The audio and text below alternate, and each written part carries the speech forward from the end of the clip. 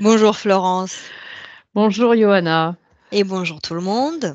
bonjour tout le monde. Aujourd'hui, nous participons au cycle investigatif numéro 258, le premier protocole.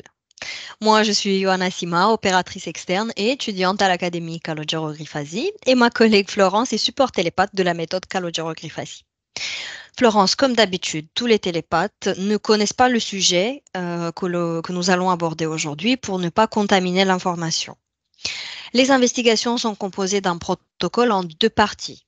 Nous avons la partie fixe, qui sont des questions fixes et on ne peut pas intervenir dessus, et la partie libre, la partie où je pourrais approfondir plus les réponses de Florence de la première partie. Si vous souhaitez une session personnelle avec moi, vous avez toutes mes coordonnées dans la barre de description. Et c'est tout. Voilà. Florence, s'il te plaît, installe-toi Mm. confortablement. Tu peux fermer tes yeux. Et on prend 3 respirations profondes.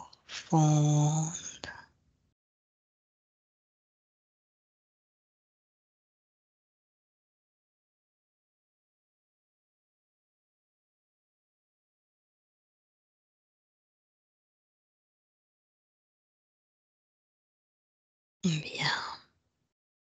Je vais compter lentement de 3 à 1 pour t'accompagner dans la détente de ton corps.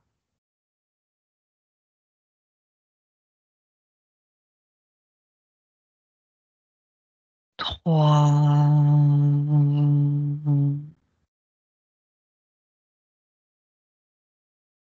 Tu peux suivre ta respiration. Chaque inspiration et expiration va te détendre de plus en plus.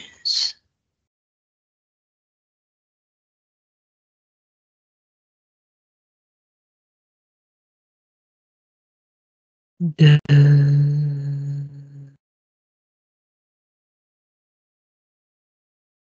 Continue d'approfondir cet état de relaxation à ton propre rythme.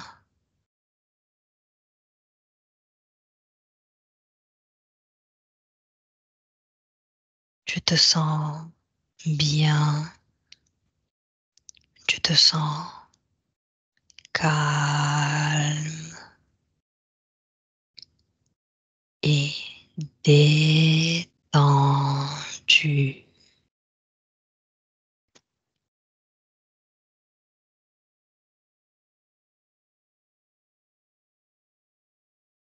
Un.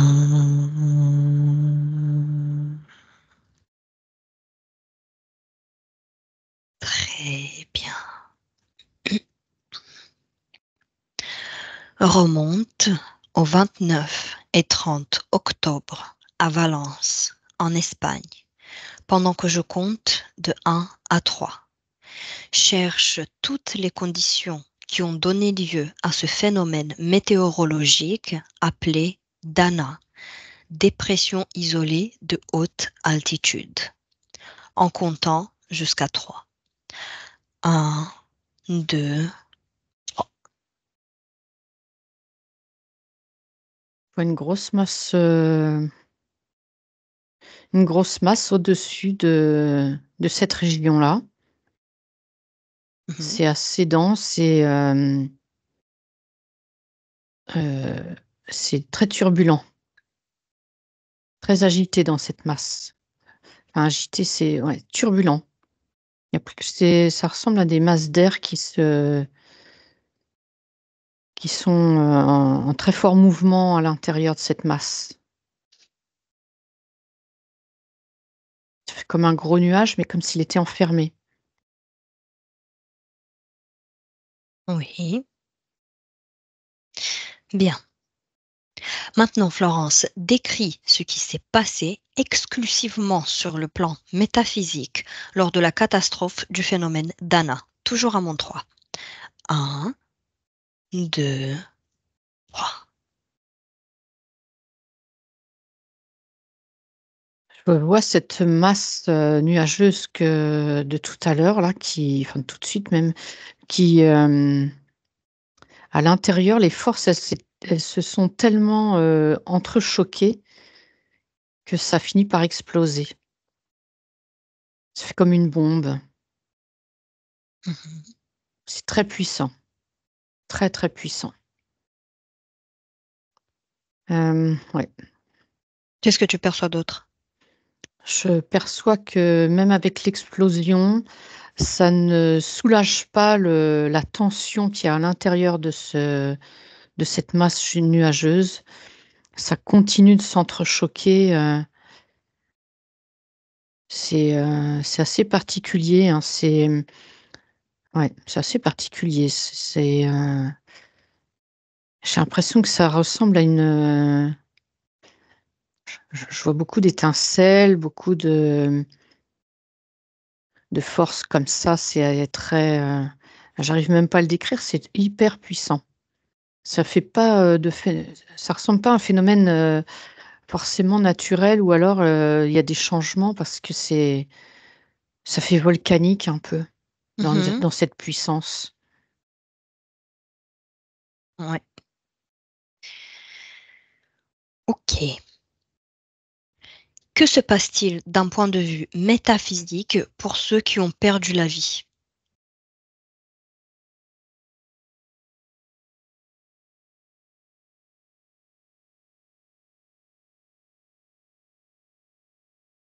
Que tu Alors je perçois? sens bien que c'est complètement, vide.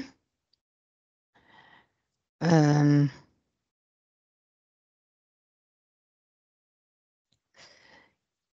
c'est assez vide. Ouais, je les tous ces gens qui sont morts là et je sens qu'il y a plus,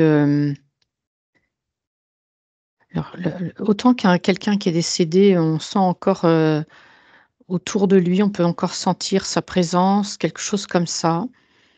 Là, je sens rien. Je sens rien du tout. Il y a plus rien. C'est comme un grand choc et il y a plus rien. C'est déjà, décollé ailleurs. Mhm. Ok. Reviens à l'observation du plan physique de la réalité et recherche la cause ésotérique de la non-assistance et la gestion de l'aide.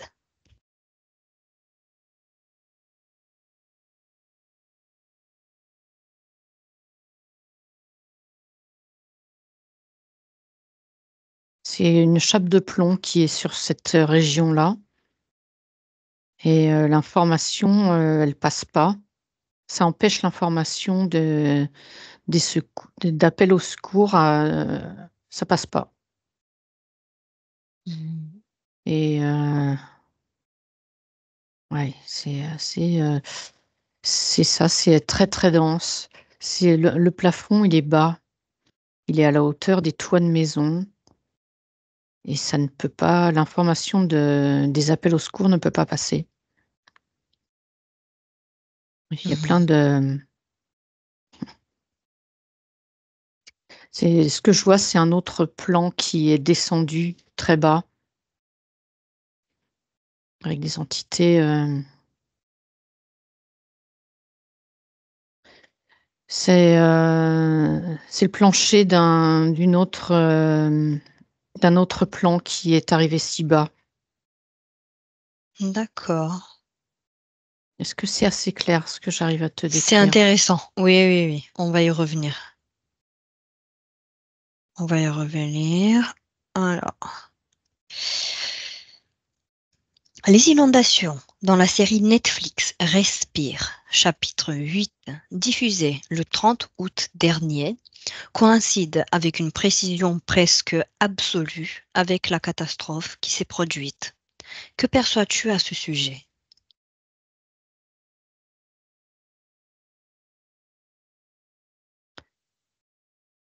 Alors, ce que je perçois, c'est,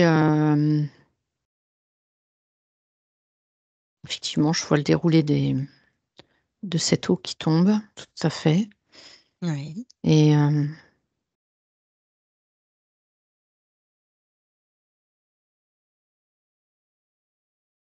de ce que je vois sur cette, série-là, c'est déjà l'inondation, elle est déjà, arrivée. Elle est déjà là. Ouais, c'est ça, c'est ce que je perçois. De la série? De voir la série, Oui. c'est vraiment ça moi, l'information que je reçois, c'est l'inondation, elle est déjà là. L'inondation de Valence, de la région de Valence, elle est déjà là. C'est, Mmh. ouais, c'est ça, c'est ce que je perçois. OK, c'est bien, on va y revenir. Lesquelles sont les répercussions sur la conscience collective locale?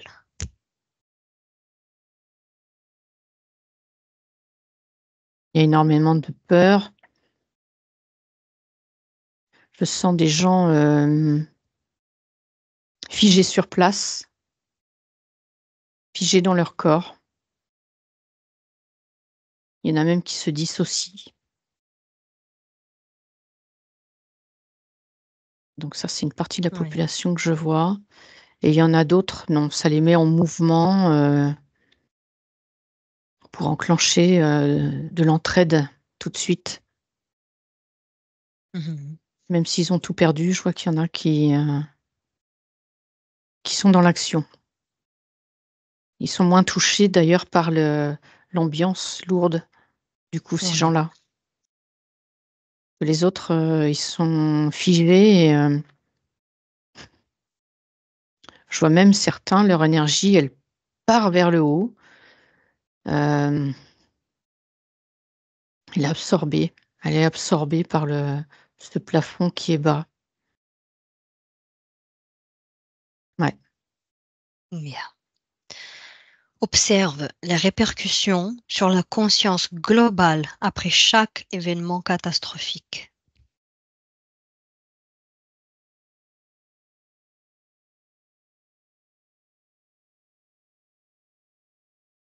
Ça fait une empreinte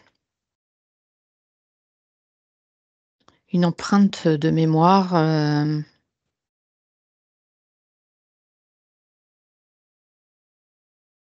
et je vois effectivement,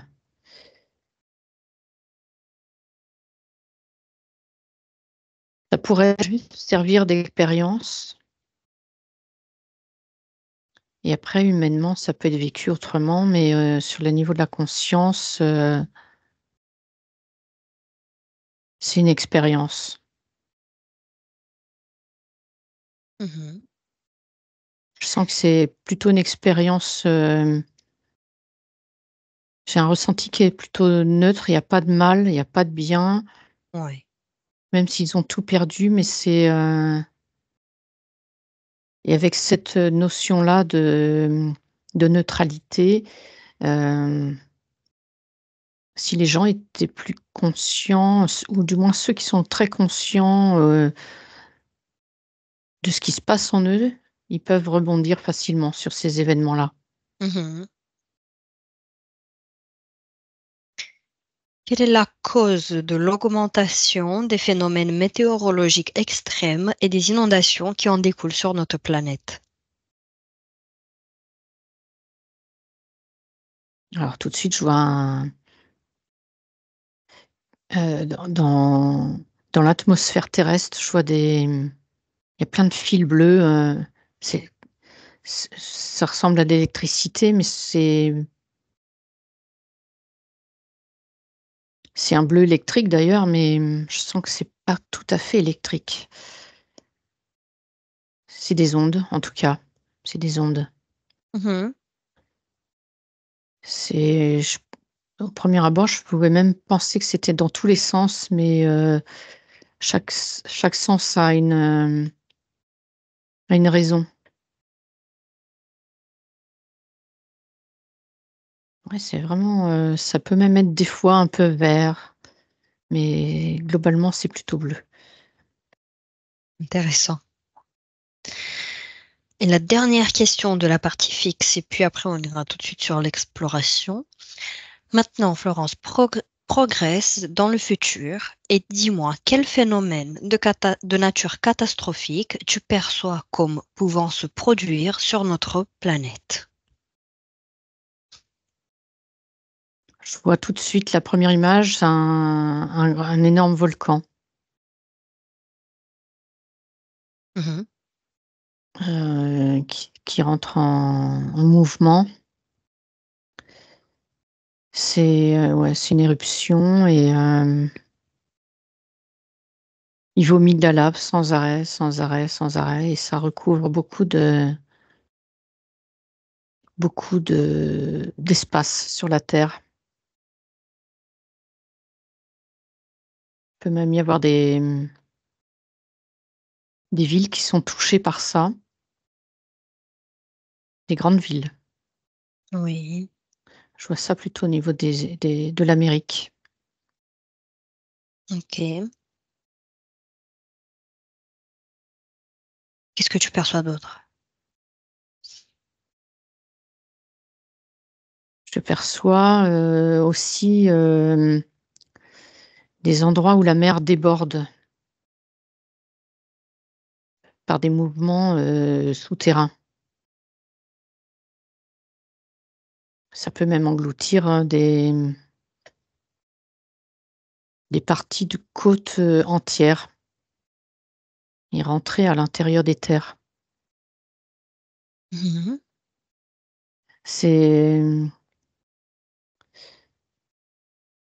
ouais, je sens pas que c'est un tsunami, mais je vois pas l'énorme vague qui pourrait arriver, mais je sens ce mouvement quand même, cette puissance, de mer qui, comme si la côte n'existait plus et elle avance. Oui. Autre chose?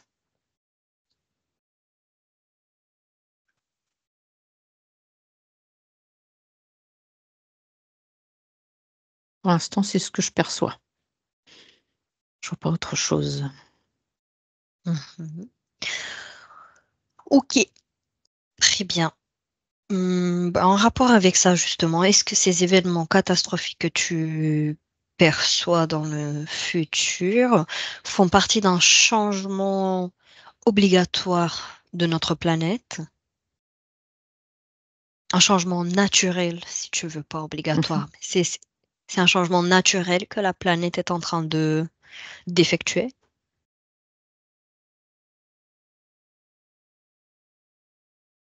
Je j'ai, je perçois un mouvement naturel, heu, qui est beaucoup plus doux que ce que je vois. C'est amplifié par, ces ondes, bleues là que je vois dans l'atmosphère. Ça amplifie.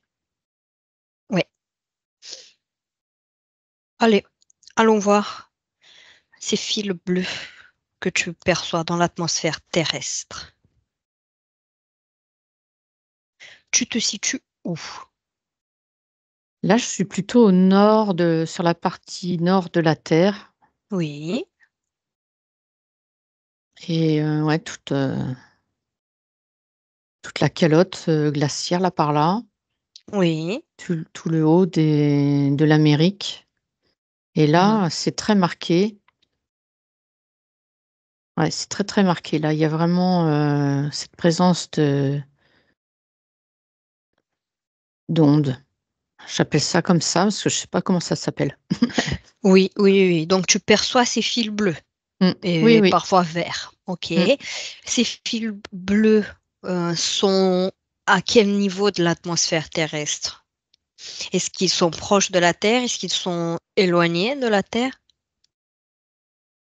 Hem, Ils sont plutôt, assez hauts, très haut, enfin oui, très hauts. Je c'est ouais, c'est assez haut. Est-ce que ces fils bleus que tu perçois ont un lien avec l'électromagnétisme? L'électromagnétisme est plus bas. Là, je perçois D'accord. que ces fils sont plus hauts. Mmh. Place-toi au-dessus même de ces fils OK. et regarde, observe, est-ce que ces fils couvrent toute la planète ou juste une partie de la planète? Je vois que c'est ciblé. Ça semble partir de cet endroit-là Mmh. et je vois que ça peut être ciblé. Donc c'est télécommandé ch et donc je peux les percevoir effectivement ces fils-là à d'autres endroits, mais ils sont pas partout en même temps. Où est-ce que tu perçois le plus de fils? Une agglomération de fils? Ah, j'en vois encore plein dans le sud aussi, tout le sud, de la planète. C'est au pôle Nord et pôle Ouais, Sud? ouais. Mmh. Ah ouais, OK, ça part aussi du pôle sud et Et ouais, donc ça ça, peut c'est même les se points de rencontrer. départ. Mmh. D'accord, donc ce sont les points de départ, le pôle Nord et le pôle Sud et ça va, sur le globe, en Ouais, fait. c'est ça. OK, bon, beh, choisis, Florence, entre le pôle Nord et le pôle Sud, choisis. D'accord. Où est-ce que tu veux Ouais, aller? je suis curieuse du pôle sud. Allez, moi aussi, je pensais à ça. Donc, Florence, va maintenant au pôle Sud, à l'origine de ces fils, donc le point de départ de ces fils. Mmh. OK, donc là, je vois des bâtiments. Oui. Hem, c'est pas très grand d'ailleurs, mais en apparence extérieure en tout cas, parce que je vois que sous terre, il y a quelque chose. Mmh. Il y a plein de sous-sols sous terre. Oui. Heu il y a aussi bien des sous-sols, directs dans la pierre que des choses plus aménagées. Hem, Est-ce que tu perçois d'autres êtres? je vois des humains en tout cas, dans le bâtiment, sur terre. Oui. Je sens, des énergies plutôt militaires. Oui. Il y a des scientifiques aussi, mais je sens quand même cet esprit militaire, même chez les scientifiques. Ouais. Alors, c'est très bien. Prends, un scientifique, Florence. Oui, OK, je l'ai. Comment il s'appelle?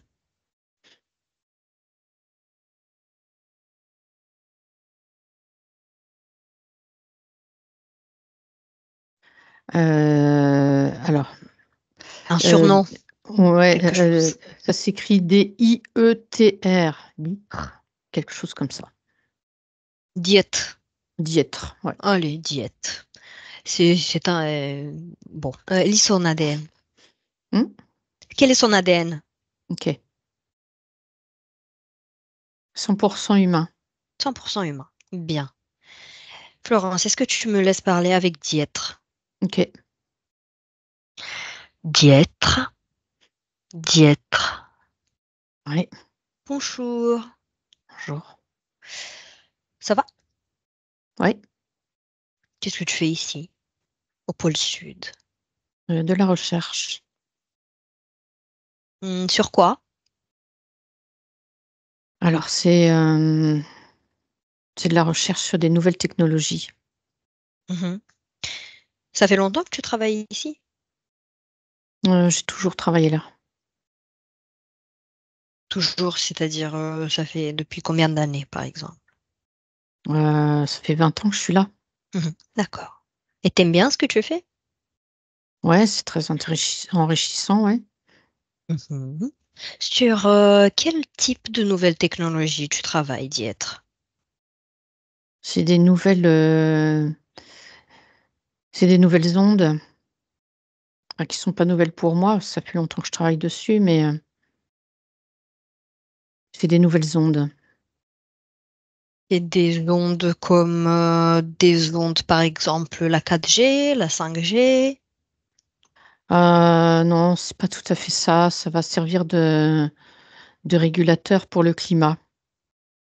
Régulateur. Qu'est-ce que ça veut dire? Il y a un changement climatique qui fait que on aimerait bien, le but est de réguler. Ok. Et ce changement climatique, il est dû à quoi? Quelle est la cause de ce changement de ces dernières années? Par endroits, il y a trop d'activités humaines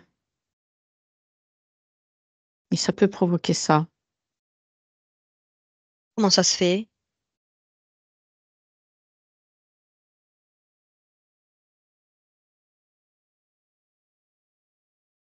Je vais reformuler. Comment ça se fait que, par exemple, il y a des villes avec, je sais pas, 1000 habitants et il y a des villes avec des millions d'habitants? Qu'est-ce qui fait que dans les villes avec les millions d'habitants, qu'est-ce qui fait que ça soit ça qui provoque ce changement climatique? Ça fait une suractivité humaine, concentrée sur des grandes villes et ça Hmm. change. Ça fait des changements climatiques. Ça fait trop de chaleur, par exemple, trop de toxiques.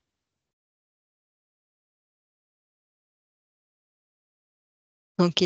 Oui, qu'est-ce que ça fait d'autre, Ali? Dis-moi. Je veux pas tout dire. Tu veux pas te dire? Mmh. Pas grave, t'en as déjà dit assez. Mais moi, j'ai une question pour toi. Ces régulations-là que vous êtes en train de faire, est-ce que ça marche? Est-ce que vous y arrivez? En tout cas, oui, on y arrive. Oui, oui, par certains endroits, on arrive à déclencher, éloigner des nuages, ou les déclencher s'il y a besoin, mais oui, ça fonctionne. Mhm. Alors donc, Dietre, pour toi, à ton avis, c'est les humains qui provoquent ces catastrophes météorologiques extrêmes, c'est ça? Oui, ça c'est la version officielle. Ah, ça tombe bien parce que moi, quand je fais des recherches, parce que moi aussi je suis une chercheuse, Dietre, euh, je ne cherche pas forcément toujours les versions officielles parce que ça, je les connais. Est-ce que tu sais que parfois dans les villes, il y a des avions qui passent et puis peut-être qu'ils jettent certaines choses dans le ciel? Oui, oui, ça fait partie un peu, c'est pas tout à fait le même processus, mais ça en fait partie. Ça Mmh. fait partie de quoi? Ça fait partie Du changement? du changement, mais surtout de la mise en place, de la gestion du climat. Et D'accord. avec les avions, ils utilisent pas les mêmes choses que nous. Enfin, moi, je travaille pas sur ça, en tout cas. Ok, bon, pas grave. Reviendrons sur tes ondes, Dietre. Mmh. Euh, Explique-moi, s'il te plaît, comment ça fonctionne? Parce que j'aimerais comprendre, ça m'intrigue beaucoup ces fils bleus qui partent d'ici. Eh bien, on peut, envoyer des ondes pour gérer le climat depuis l'atmosphère. C'est très efficace. Qu'est-ce que vous pouvez faire d'autre avec ces ondes à part gérer le climat? Alors après, on rentre dans le top secret, hein. Encore plus secret, là. Déjà, je Mhm. dévoile pas tout. Oui, je sais bien. Est-ce que tu peux me donner un indice? Il y a des guerres de climat. Oui, mais ça, je le savais déjà. Est-ce que tu peux me donner un autre indice? Non, après, c'est trop. Ah, je peux pas en dire plus. Bien, ok. Merci beaucoup. En tout cas, Florence, déconnecte-toi. Déconnecte-toi, Florence. OK. Comment tu l'as senti, le monsieur? Il sait très bien ce qu'il fait. ça c'est sûr. Bien sûr, Mais il y a une bien guerre sûr. contre l'humanité, hein. C'est pas le climat, hein, c'est Mais contre l'humanité. oui, et puis la version officielle, Mmh. bien sûr qu'on connaît tout ça. Euh, ok, donc maintenant, on a vu aussi qu'ils envoyaient des ondes à part ce qu'on savait déjà. Moi, je ne savais pas pour les ondes. C'est intéressant. Ok, Florence, est-ce que tu observes quelque chose d'autre là où tu es au pôle sud, à part ça? Ouais, en fait, je vois, que c'est pas tout à fait le climat qui est visé, mais ça passe par le climat, mais c'est pas que le climat, en fait, c'est pour toucher les êtres humains. Il y a des Que- changements je vois qu'il y a des ondes qui sont envoyées. Oui, Alors je reste toujours sur ces ondes bleues, hein, oui. qui sont envoyées pour désorienter les gens. Et sur les masses, c'est des masses de gens qui veulent désorienter. Dans quel but, Florence? Ça fige le but, c'est de figer les pensées pour éviter de réfléchir, ça c'est sûr, les emmener dans un même sens. Je vois qu'il y a des masses de gens qui sont, là, par exemple, j'ai une masse de gens asiatiques Mhm. et quand ils reçoivent ces ondes-là, je les vois, ils suivent le mouvement des ondes. Alors pas tous, parce que je vois que dans la masse, il y a des gens qui qui ne suivent pas le mouvement, mais globalement, les gens suivent le mouvement. Ils sont emmenés, malgré eux, dans une inconscience. Pourquoi ils n'arrivent pas à faire suivre ces ondes avec tout le monde, en fait? Quelle est la raison Il y en a Ouais, pour il y a des laquelle gens ça affecte pas tout le monde? il y a des gens qui sont très alignés en eux, je vois, ils perçoivent très bien comment ils fonctionnent ou au moins, un minimum comment ils fonctionnent et ces gens-là, ils ont pas envie de suivre le mouvement. Ils ont envie de rester eux-mêmes. Mais comment ça se fait? Si on va plus en profondeur par rapport à ces gens-là, ces gens qui n'ont pas envie de suivre le mouvement, qui ne Mmh, sont pas affectés par tout ce qu'on nous jette, on va dire ça comme ouais. ça. Donc des ondes, des produits, des substances, et tout le temps, tous les jours. Qu'est-ce qui fait que ça n'atteint pas une certaine population? Bah, ces personnes-là, elles sont, denses à l'intérieur d'elles-mêmes Mm. et je vois même certaines qui sont tellement, en lien avec leur corps physique que, c'est une évidence pour eux de ne pas être impactés par tout ça. C'est un c'est un peu, je vois qu'ils sont, j'ai envie de dire le mot qui passe, c'est ils sont sur leur planète, Oui, ok. Donc plus, détachés de ce qui se on est, passe.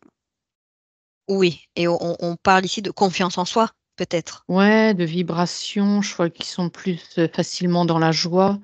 Ils savent plus même s'il y a des impacts, il y a des tentatives d'impact sur eux, ils savent rapidement, se remettre dans la joie, de voir le beau de la vie.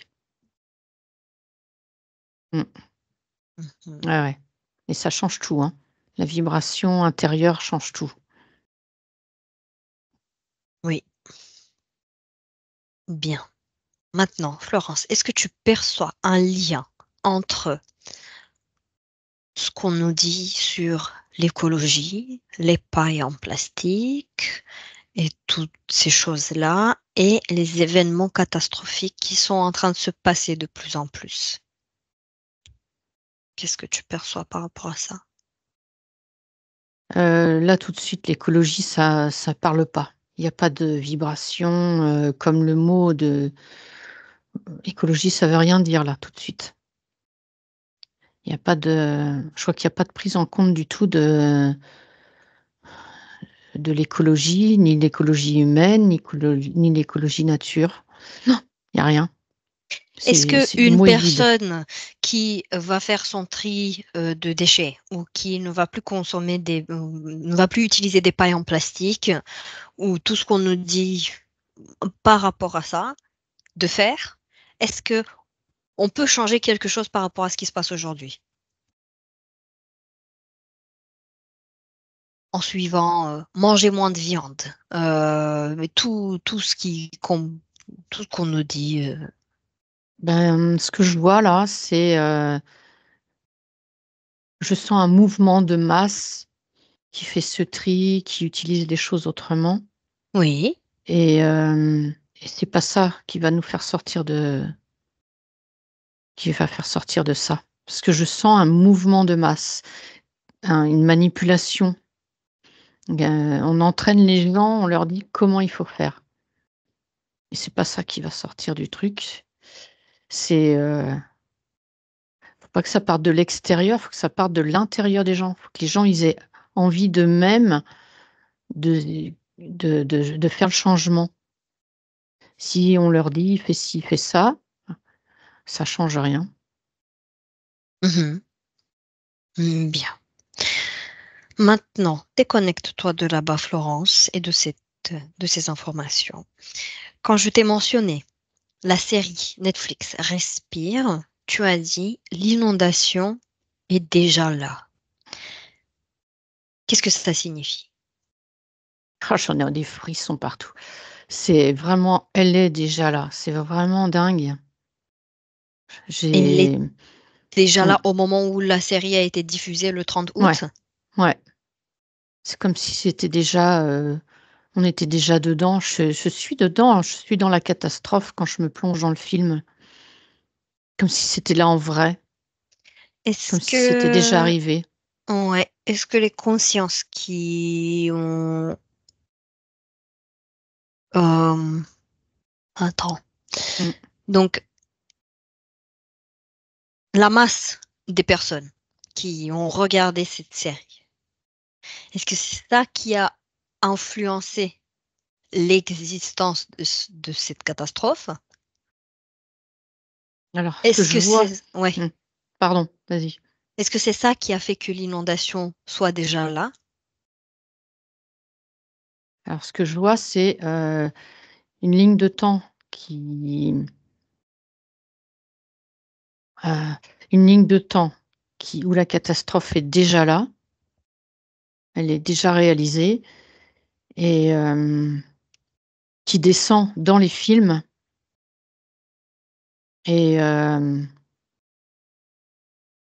donc c'est pas les gens qui regardent, qui créent l'événement, heu, c'est déjà là. C'est incroyable, c'est déjà là. C'est déjà là quand? Ouais, Quand dans les, avant que ce soit diffusé à la sur la c'est sur déjà là sur Netflix. une autre ligne? Ouais, c'est Ok. particulier à comprendre, hein. C'est Mmh, particulier. Donc, comment ça se fait que c'est déjà là le 30 août, mmh. mais sur cette ligne sur laquelle nous on est, ça s'est passé le 29 et 30 octobre. Ouais, Qu'est-ce que tu perçois? Comment c'est ça se fait? ouais, je regarde parce que justement, je sentais que à la limite, je sens plus que les humains ont réalisé que ça pouvait être, vrai et ça a fait un frein pour la création. Donc, ça a induit, si j'ai bien compris, ça a induit dans la conscience des personnes qui ont regardé cette série, de cet événement qui se passait Mmh. déjà. Ça induit dans la conscience des personnes qui ont regardé et puis ils ont créé. Bah, je pense que ça, il y a ça a ralenti la création, la création terrestre. C'est pour ça que ça n'arrive que maintenant. Qu'est-ce qui a ralenti cette création terrestre? C'est curieux, j'arrive pas trop à démêler le truc, mais Alors, mm, ce qu'on va faire, c'est que je vais compter jusqu'à 3. Tu vas prendre une grande inspiration. Et à 3, tu auras toutes les pièces du puzzle tout bien démêlées devant toi. Un, deux,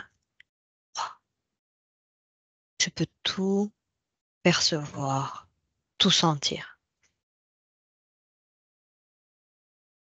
ouais, donc c'est ça. Je vois que les gens ils regardent cette série et Oui, il y a une prise de conscience que ça pourrait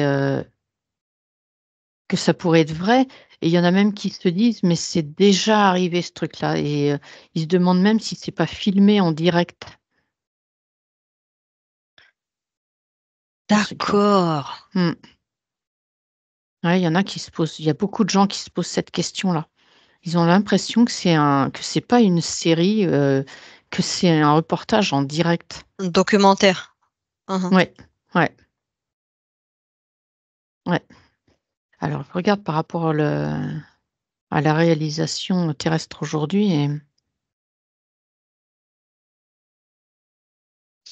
je sens bien que ça fait un frein. Les humains, ils ont plutôt créé le fait que ça ne se reproduise pas.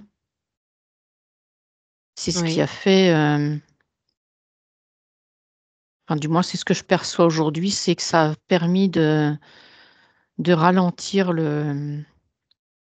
l'arrivée de cette ligne de temps. d'accord. Je comprends mieux maintenant. OK. Bien. Maintenant, parlons de euh, le plancher de cet autre plan que tu as vu, donc qui touche les Ça toits des Ouais, ça arrive au maisons niveau qui des sont... toits. Mmh. Qu'est-ce que c'est ce plan? C'est un plan, qui habituellement on ne le voit pas et là je le perçois très bien. Il est, ouais, c'est un plan, d'assez basse vibration Oui. qui est perceptible à ce niveau-là, au niveau des toits et je vois les entités qui vivent là, et qui surtout se profitent de cette catastrophe terrestre parce qu'il y a quand même beaucoup de gens qui sont, affectés et ouais, je vois ces gens qui sont figés, l'énergie elle est récupérée systématiquement. Mhm. Observe maintenant ce qui se passe avec les personnes qui meurent en relation avec ce plan. Ouais, Observe, choisis quelqu'un qui est décédé et suis la partie subliminale. Et dis-moi ce que tu perçois. je vois que tous les gens qui sont décédés, Mhm. tout est récupéré tout de suite. Je vois les parties subliminales qui sont toutes enfermées Oui. sur ce plan-là, dans un grand filet. Ils sont dans un grand filet. C'est pour ça que je vois que tout de suite tous les décédés, il y a plus rien autour d'eux, pas d'énergie, perceptible. Tout est déjà, repris dans l'instant. Ouais. Et donc, ils sont dans le filet, dans ce plan qui est juste au-dessus. Oui. Mhm. On va aller voir. Combien de parties subliminales tu perçois?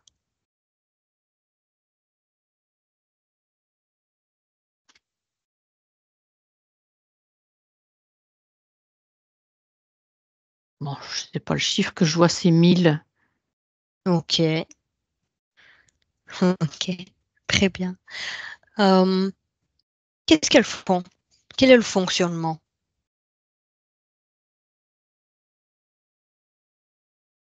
Alors, le fonctionnement. Tu veux savoir ce qu'ils veulent en faire?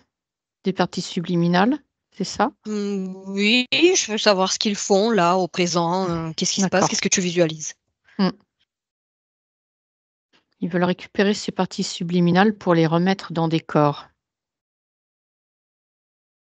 Donc ça veut OK. dire que c'est pas ce plan-là complètement qui va utiliser ça.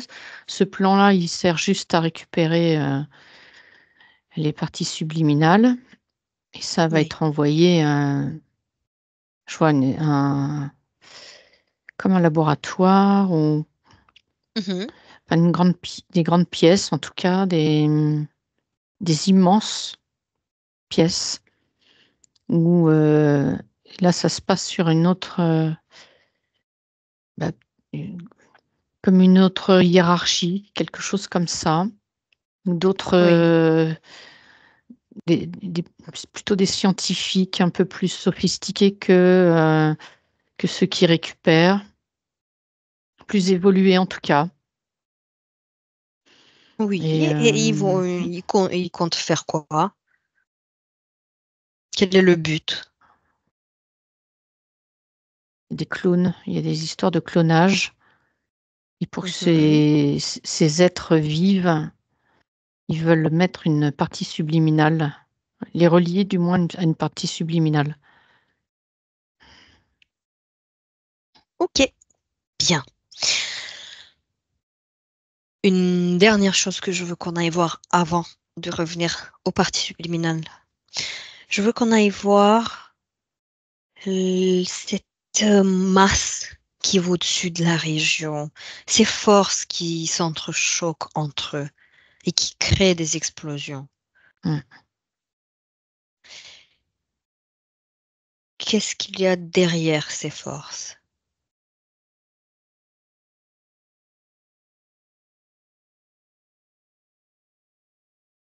Alors je vois, alors pour le coup, je vois des rayons verts arriver de plusieurs endroits Mmh. et je vois des êtres qui envoient ces rayons verts, et ils perdent le contrôle de ces rayons. Je vois qu'ils sont ouais. Quel type d'être, quel type d'entité envoie ces rayons verts? Alors, je vois, sur la droite, je vois plutôt des humains, humanoïdes plutôt, humanoïdes Oui, oui. et sur ma gauche, je vois plutôt des, reptiloïdes plutôt. OK. Donc ils envoient ces rayons verts qui Oui, créent, si j'ai bien compris, ce gros nuage agité, turbulent, explosif, volcanique ouais, au-dessus de la région de Valence. ouais, disons que ça s'est rassemblé là, en tout cas. Ouais. Ça aurait pu se rassembler à un autre endroit, mais ça s'est rassemblé à cet endroit-là. Dans quel but?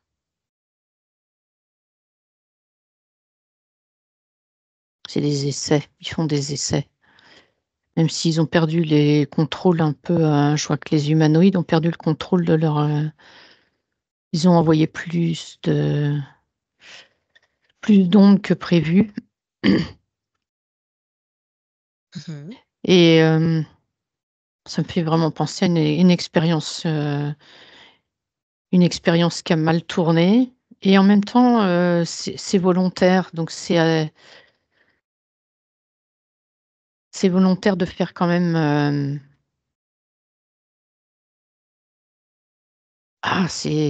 c'est vraiment particulier ce non-sens et en même temps, je sens qu'il y avait, nécessité à marquer les gens. Voilà, c'est ça, je cherchais le mot, c'est à marquer les gens. Alors, c'est presque, ah ouais, c'est ça, c'est même pas presque, c'est sûr, c'est montrer aux gens qu'il y a des forces, supérieures qui sont plus forts qu'eux, que c'est pas eux qui vont décider. OK. Les mettre dans la peur, dans la terreur même, hein.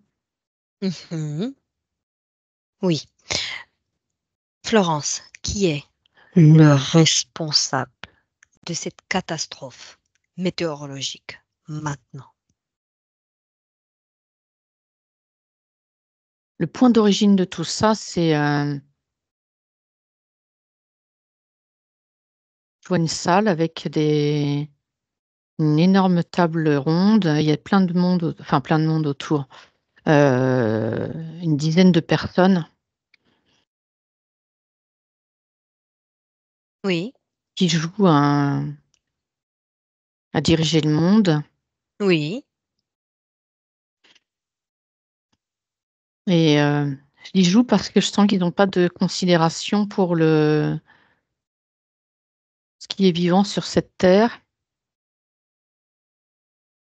Et c'est eux qui tirent les ficelles de tout ça. Mhm. Je- Choisis une personne. J'ai des questions. Ouais, ok. Oui, choisis une personne. Ouais, là, j'ai quelqu'un, j'ai une femme, là. Ah, bah Ouais. super. Comment elle Mm. s'appelle? Ella, E2LA. Elle là. Ah, ok.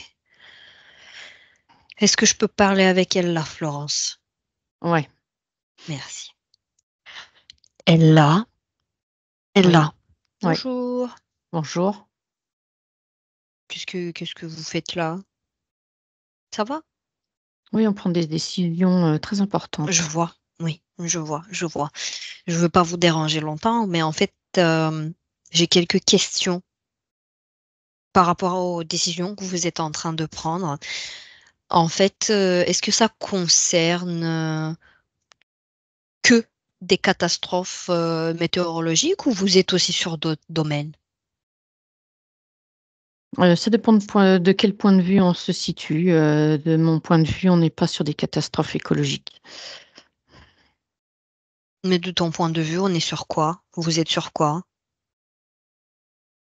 De mon point de vue, on est sur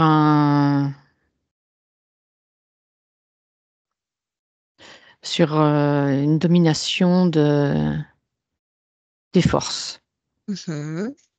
Et combien de temps ça va encore durer, cette domination des forces, comment tu veux l'appeler là?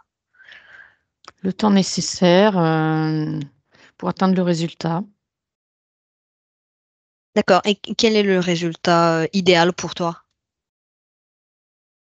Le résultat idéal, ça serait quand même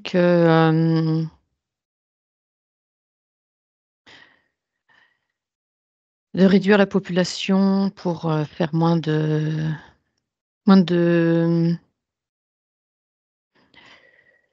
déchets, moins de toxicité, moins de pollution.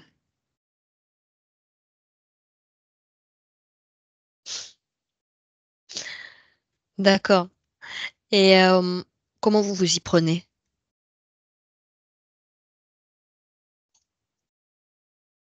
Je ne vais pas tout dire, hein, mais, Non, mais je sais la plupart des choses, on les connaît déjà. Et là. mais Quelle est la le, priorité pour vous aujourd'hui, le 8 novembre de 2024? réduire la population. Oui, mais quelle méthode est prioritaire pour vous aujourd'hui? Eh bien, on va utiliser des ondes atmosphériques. Oui, ok. C'est les ondes. J'ai compris. Ok. Et là, t'es quelqu'un de très haut placé? Ah ouais, quand même. D'accord. J'ai une question. Mhm. Pourquoi tous les noms des catastrophes ou des ouragans, la plupart du temps, ça a des noms de femmes, de filles, C'est féminins, des noms joli. féminins. C'est joli. Bah, pourquoi vous donnez pas de nom de garçon, d'homme? C'est quand même beaucoup plus joli sur des noms de femmes. Pourquoi? Qu'est-ce que ça fait, ça, sur la conscience collective? Est-ce que ça a un impact? Oui, c'est un impact, bien sûr, au niveau de la fertilité. Quel est le rapport? S'il y a moins de fertilité, il y a moins de monde. Moins de monde, c'est plus Oui. facile à dominer. Donc, et là, tu es en train de me dire que le nom des catastrophes, des ouragans, de tout ça, les noms qui sont féminins ont un impact sur la fertilité? Oui. Explique-moi. C'est forcément, ça a forcément un impact, c'est une vibration et la vibration agit, ouais, effectivement. Mmh. Donc, ça impacte positivement ou négativement la fertilité? Bah, de mon point de vue, c'est positif. Donc, de mon point de vue, c'est négatif. D'accord, j'ai bien compris. Ok. Ok. Est-ce qu'il vous reste longtemps avant d'atteindre votre but ultime? Bah, on espère bien y arriver, en tout cas. On met Ouais. tout en œuvre pour y arriver. Mm, On est bien déterminés, oui. pas de souci. Et du coup, qu'est-ce qui va se passer avec toi et là, par exemple, si vous y arrivez pas? Heu, Sur la ligne temporelle où vous y arrivez pas, qu'est-ce que tu vas non, mais faire? il y a pas de raison, on va y arriver. Mais si, il y a des raisons. Mais dis-moi, qu'est-ce que tu vas faire si tu vas pas y arriver? Ah non, non, c'est obligé, on y arrive, on est trop déterminés, c'est obligé. Bon, bah, je vais te laisser croire ça. Merci. Florence, déconnecte-toi. Déconnecte-toi. OK. Comment tu l'as trouvé là? Elle est très, Elle est elle déterminée. est très ouais et elle a une énergie très masculine et c'est, ouais, c'est curieux parce que je sens que ce groupe d'êtres qui est autour de la table est assez, énergie masculine d'ailleurs. Mmh et ouais, ils sont Oui. déterminés, hein, ils sont déterminés. Mmh. Oui. Bah, on va les laisser être déterminés puis Ouais. Mmh. faire leurs essais. Ok. Donc déconnecte-toi de là-bas, Florence. Mmh. OK. On retourne maintenant aux parties subliminales qui sont enfermées dans le grand filet. OK. Les 1000 parties parties subliminales que tu avais vues, que tu avais Mmh. visualisées. Je l'ai. Mmh. Alors, combien d'entités perçois-tu dans cet espace? Alors dans cet espace, je perçois, 4 entités, D'accord. De quel type? de type,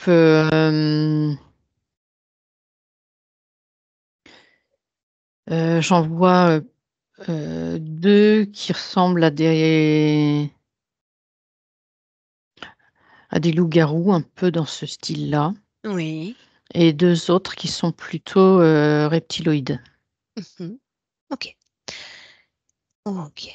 Alors, Florence, tu vas transmettre toute l'information, toutes les informations que nous avons recueillies dans cette investigation à toutes les parties subliminales qui sont dans ce filet, qui sont dans cet espace. Dis-moi comment tu fais, comment tu transmets cette information. Je me mets au milieu d'elles, Oui. au milieu de ce filet Mhm. et je leur, propose de récupérer toutes les informations depuis le début de l'investigation. Oui, qu'est-ce qu'elles font? Comment elles réagissent? Elles prennent les informations, il y en a qui cassent le filet. D'accord, ouais, ça c'est Mmh, bien. ouais,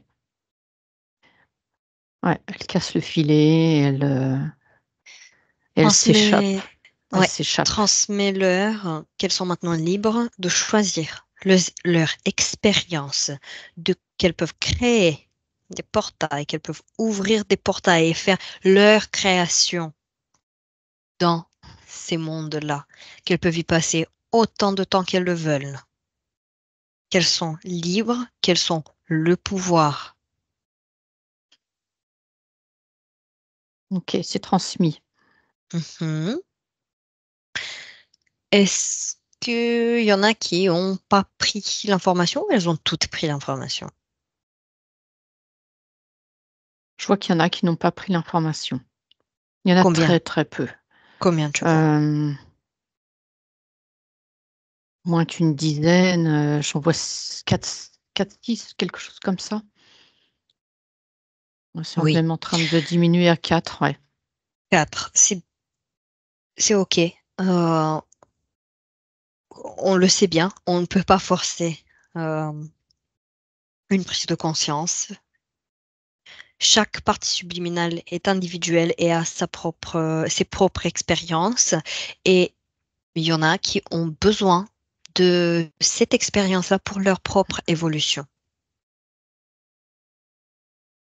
Comment tu te sens, Florence? Oui, je me sens bien. Mhm. Il y a plus grand monde là.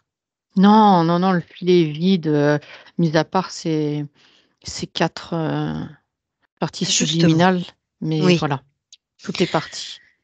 Justement, les quatre entités, les loups-garous et les reptiliens, Mmh. comment ils vont?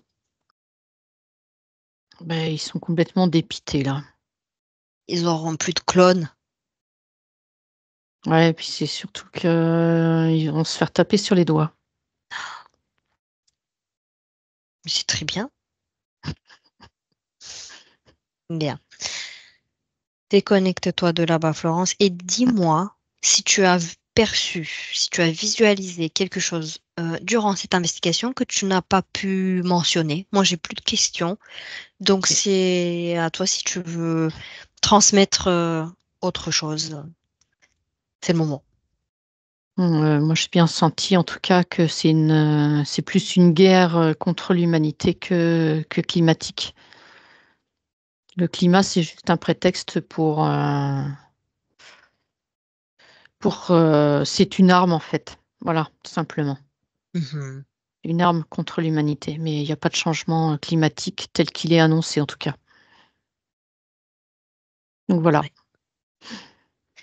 Bien. Maintenant, je vais compter de 1 à 3 et à 3, tu seras dans le présent. 1. Déconnecte-toi de tout et de tous et reviens totalement dans ton corps. Ton espace est propre, tu peux vérifier. Élève tes fréquences à tes niveaux maximaux. 2. Ton corps devient de plus en plus léger et de plus en plus fort. Tu peux le bouger avec plaisir. Tu te sens bien. Tu te sens détendue, tu te sens forte, tu te sens heureuse. Et 3. Tu peux ouvrir les yeux. OK. Comment tu te sens? Ouais, très bien, merci. Bien. Donc, c'était très très intéressant. Oui, J'ai beaucoup aimé et très intéressant. j'espère que ceux qui nous écoutent ont bien aimé aussi. Et voilà, merci beaucoup Florence encore une fois. Ouais, merci à toi, Johanna. Et à bientôt Florence et à bientôt tout le monde. On vous souhaite une excellente soirée. Benvenuto a questo nuovo video di Disclosures. Oggi parliamo della cosiddetta sessione di ipnosi investigativa. In realtà non esiste una sessione di ipnosi investigativa. Non che non si possa fare investigazione di ipnosi, però è che non esiste una sola sessione di ipnosi per dire si è fatta investigazione, per prendere quell'informazione come buona. Perché? Sappiamo intanto che l'informazione che arriva in ipnosi è molto contaminata, la percentuale di inquinamento dell'informazione è altissima. Pensate a questa informazione che viaggia per tantissime dimensioni, attraversa densità, passa per coscienze che volontariamente o involontariamente possono distorcerla e poi arriva infine alla persona che sta in ipnosi, che ha una coscienza, ha una mente, ha un'esperienza e interpreta questa informazione secondo la sua struttura mentale, secondo le sue credenze, che per quanto si possa essere più o meno liberi mentalmente, liberi pensatori, sempre c'è una parte subliminale che interpreta in base all'educazione ricevuta, alla cultura e perché no, anche tutte le esperienze di esistenze passate che ancora lasciano un segno in noi. Per capirci, è come se dovessimo parlare con un'altra persona immersi nell'acqua. a qualche metro di distanza, cercando di utilizzare un mezzo, che è quello della corda vocale, che è fatto per produrre suoni da trasmettere nell'aria. Noi stiamo utilizzando questo strumento per far passare un'onda sonora nell'acqua o in un liquido. Chiaramente il suono viene completamente distorto, sempre ammesso che sia per il nostro corpo facile e non difficoltoso poterlo fare senza avere dei problemi come ingurgitare acqua o eccetera. Ma non solo. Supponiamo che per questo tipo di comunicazione utilizziamo anche due lingue diverse, per esempio un italiano e un russo o un giapponese. Per quanto possiamo anche interpretare il labiale, non possiamo capire quello che ci sta dicendo, perché la lingua è diversa. La lingua, diciamo, da dove parte l'informazione a dove arriva è completamente diversa, il codice, il linguaggio è diverso, ma possiamo anche cercare di capirci attraverso i gesti, attraverso le espressioni facciali. Per quanto sia ipoteticamente facile poterlo fare sott'acqua, però non dobbiamo dimenticare che l'acqua non è l'aria e può distorcere l'immagine, ma non solo. Dobbiamo anche pensare che l'altra persona, che parla un'altra lingua, che viene da un'altra cultura, potrebbe interpretare i segnali che noi interpretiamo come X in Y. Per noi un sì è abbassare la testa dall'alto verso il basso, per esempio, sì, e il no da sinistra verso destra, no. In alcuni paesi orientali, come le Filippine credo o qualcun altro, utilizzano esattamente gli stessi segni, ma al contrario. No, sì. Immaginate due persone di queste due culture che stanno cercando di comunicare in maniera così difficoltosa e alla fine non gli rimane altro che interpretare il linguaggio corporale. Sì, che per l'altro invece no. Cosa voglio dire con questo esempio estremo? Che l'informazione da dove parte a dove arriva viene completamente deformata. Non sappiamo esattamente quale percentuale perché ogni situazione è a sé stante, però la percentuale di inquinamento, di distorsione, di contaminazione di questa informazione è assolutamente alto. Quindi fare una sessione investigativa, mettere una persona in ipnosi e chiedere di Tizio Caio Sempronio di una situazione o chiedere certi dati è assolutamente controproducente, è assolutamente inutile. Quindi vi chiederete cosa fate allora voi quando fate ipnosi, quando fate delle domande, quando cercate delle risposte e con queste informazioni che vi arrivano lavorate sulla situazione esoterica del cliente. Beh, non facciamo altro che recuperare questa informazione solamente per arrivare al problema del cliente e poi lavorarci. Quindi il valore dell'informazione non è quello di un'istruzione, quello di memorizzare dei dati e di prenderli per buoni, ma è un veicolo di movimento, di trasporto verso la causa del problema per poi lavorarci. Quindi lo scopo di questo tipo di informazione che si prende dalla singola sessione è completamente un altro. Come si fa quindi? Investigazione in ipnosi. Il lavoro non è semplice, il lavoro è lungo, difficoltoso, stancante. È necessario farlo anche in squadra perché bisogna moltiplicare il numero di sessioni da fare e una sola persona potrebbe farlo soltanto in un tempo estremamente largo. Noi abbiamo delle informazioni che prendiamo ormai per buone, ci lavoriamo, danno dei risultati e quindi per noi sono buone.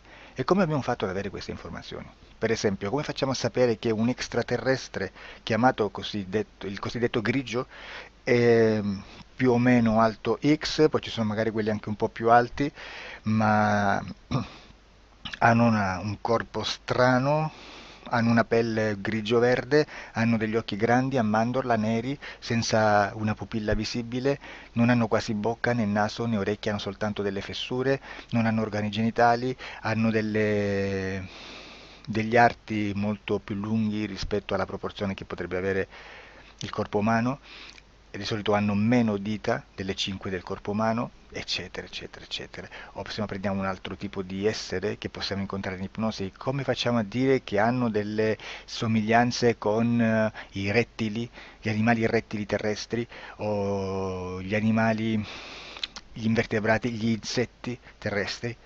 Perché? Perché siamo sicuri di questa informazione e ci lavoriamo, e quando ci arriva la prendiamo già per buona, nonostante sia anch'essa contaminata. Perché queste informazioni sono arrivate da tantissime sessioni, fatte da tantissime persone, con tantissime altre persone sotto ipnosi, e che nel contesto di tutto il lavoro gli uni non sapevano degli altri. Questo dato può essere più o meno rilevante, sempre c'è contaminazione, e quindi possiamo prendere per buono anche un gruppo di lavoro dove l'uno possa sapere dell'altro. Ci potrebbe essere una contaminazione del contesto di quel gruppo di lavoro, ma si aggiunge semplicemente una piccola percentuale di questa contaminazione a già la grande che esiste. Non è così impossibile lavorarci. Da tutte queste sessioni, da questo grande numero di sessioni, migliaia, diciamo migliaia, noi prendiamo solamente quell'informazione che è uguale a tutte, che è in comune a tutte, o a quasi, perché magari qualcuna ci potrebbe essere niente in comune per una fortissima contaminazione, perché no? Ma dobbiamo prendere una stragrande maggioranza, proporzionalmente abnorme rispetto a quello che potrebbe essere un minimo di scartabile, e lì possiamo prendere per buona questa informazione. Quindi se noi su 10.000 persone diverse, con operatori anche diversi, in cui in ogni sessione vediamo un essere che più o meno ha le stesse caratteristiche del grigio o dell'insettoide, a forma di mantide religiosa, o il rettile a forma di lucertola, per esempio, di serpente o di quello che sia, o se vediamo il pianeta Marte più o meno di colore rosso, o se vediamo dei sotterranei eterici, non fisici, nel sottosuolo terrestre, soprattutto sotto le grandi città, dove c'è concentrato molto potere, molta energia di questo tipo, e che più ne hai più ne metta. Se vediamo degli impianti che hanno certi tipi di funzioni, certi tipi di forme in certe parti del corpo, e questa informazione la ritroviamo tutta o quasi in tutte le sessioni fatte, eseguite, realizzate da tanti anni a questa parte, significa che quella è una informazione affidabile. E vi posso garantire che stiamo parlando di una percentuale bassissima. Su un 100% staremo, credo, forse più in basso di un 2-3%. Immaginate, tutto il resto è spazzatura, è informazione spazzatura. Sì, spazzatura.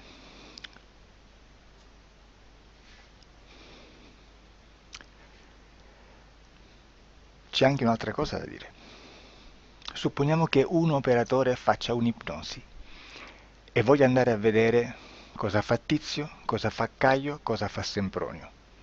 Arrivano delle informazioni e si dice che Tizio è biondo, Caio è zoppo e Sempronio è uno sportivo.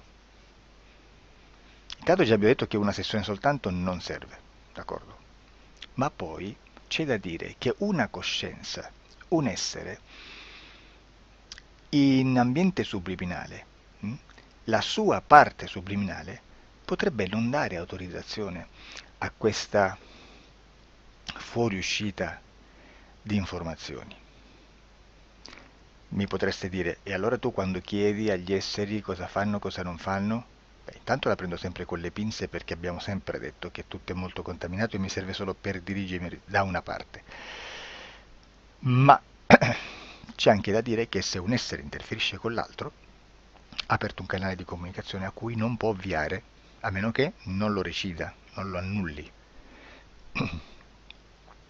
Quindi quando io faccio la domanda a un essere, se lo faccio attraverso l'interferito, mi arriva l'informazione per un canale aperto che sottostà alla volontà dell'interferito. Sulla volontà dell'interferito parleremo in un prossimo video disclosures. Però, se io voglio fare un'investigazione sopra Tizio, Caio e Sempronio che non hanno nessun collegamento, nessuna interazione e nessuna interferenza con il soggetto con cui io sto realizzando l'ipnosi, non è detto che mi arrivi questa informazione. Assolutamente. Potrebbe esserci completamente un muro. Come potrebbe esserci informazioni perché quell'altra parte potrebbe autorizzare comunque. Ma non è detto. E comunque quando ci arrivano informazioni, in una situazione di non interferenza o non interazione, non possiamo sapere esattamente se sono informazioni che ha autorizzato la parte subliminale dell'altra persona o dell'altro essere, o qualche altro essere, qualche altra entità furba, approfitta della situazione, osserva quello che sta succedendo, si mette in mezzo, si fa passare per l'altro e dà informazioni, ovviamente distorte, prima perché poi non è detto che debba conoscerle, e anche se fosse potrebbe manipolarle a sua volontà e a suo vantaggio. E quindi immaginate che situazione ridicola ci si viene a trovare, in quale situazione ridicola ci si viene a trovare in questi casi. Da qui si vede quando un operatore riesce a utilizzare l'informazione in ipnosi come per lavorare su un soggetto. Da qui l'osservatore attento delle sessioni di ipnosi riesce a capire se quell'ipnosi è un'ipnosi affidabile, un'ipnosi con un livello di informazione certa, con una alta percentuale di informazione certa. Non vi nascondo che in futuro potrei anche impostare un lavoro per decifrare che livello di certezza di informazione c'è in un'ipnosi, analizzandola e spiegando il perché, spiegando i meccanismi di analisi di un'informazione in ipnosi,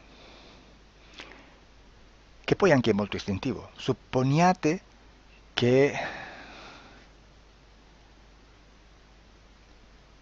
che dobbiamo cercare un'informazione su internet, per esempio un fatto di cronaca. Voi preferite mettervi su un sito ufficiale? A caso. L'ANSA in Italia, ADN Kronos, qualche telegiornale che per quanto possano manipolare l'informazione ad alti livelli, comunque possiamo dare affidabile la fonte dell'informazione che viene trasmessa. Non possono trasmettere una bufala sicuramente. Verrà sicuramente manipolata ad altri livelli. Ne parleremo in altri video, ma a livello base la fonte è certa. Sicuramente non andrete a cercare questa informazione sul primo sito, il primo blog che vi passa davanti e magari ha 4 followers. Perché? Perché non vi dà nessuna garanzia della certezza della fonte. Non c'è un controllo né nella struttura interna di questa agenzia di informazione e né dal grande pubblico che per la quantità di persone che attingono quell'informazione si può dedurre se l'informazione è certa o meno, perché è un'informazione che passa in un pubblico così vasto che se ci dovesse essere una distorsione con la realtà è molto probabile che venga fuori. Credo che abbia detto quasi tutto sulle sessioni investigative. Prima di chiudere aggiungo che proprio per questo stiamo conducendo dei cicli di investigazione in ipnosi regressiva che comprendono tante sessioni con persone diverse, con una buona o eccellente suscettibilità ipnotica sicuramente,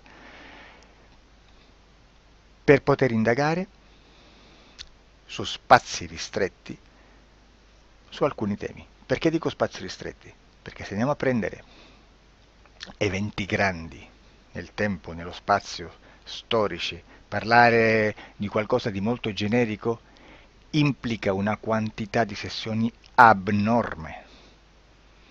Immaginate se dovessimo fare una sessione investigativa sui buchi neri, quanta informazione ci sarebbe e quante informazioni da filtrare. Sarebbe quasi impossibile farlo in questa maniera. Ma se noi riduciamo lo spazio di investigazione, se noi prendiamo per esempio, investighiamo sulla pedofilia nella Chiesa Cattolica, ecco, se già restringiamo il campo d'azione, è molto più facile che possiamo attingere informazioni affidabili, presuntamente affidabili, con un numero di sessioni sicuramente alte, ma ridotte rispetto ad altri tipi di sessioni molto più generiche, su temi molto più generici. Quindi per fare anche delle investigazioni su temi molto generici bisogna suddividerli in temi, in dettagli, per poi alla fine, quando tutta l'informazione è stata filtrata ed è stata dedotta l'informazione comune, si possono mettere insieme per cominciare a costruire il quadro, mettere insieme tutti i puzzles. Questo è il vero senso dell'informazione in ipnosi, quando si fa ipnosi investigativa. La sessione per risolvere una problematica, un problema, con una presunta origine esoterica di un cliente, di una persona, è un'altra cosa, sono altri metodi, altre tecniche e l'informazione si usa in un'altra maniera, ha un altro scopo. Grazie, ci vediamo al prossimo video. Disclosure.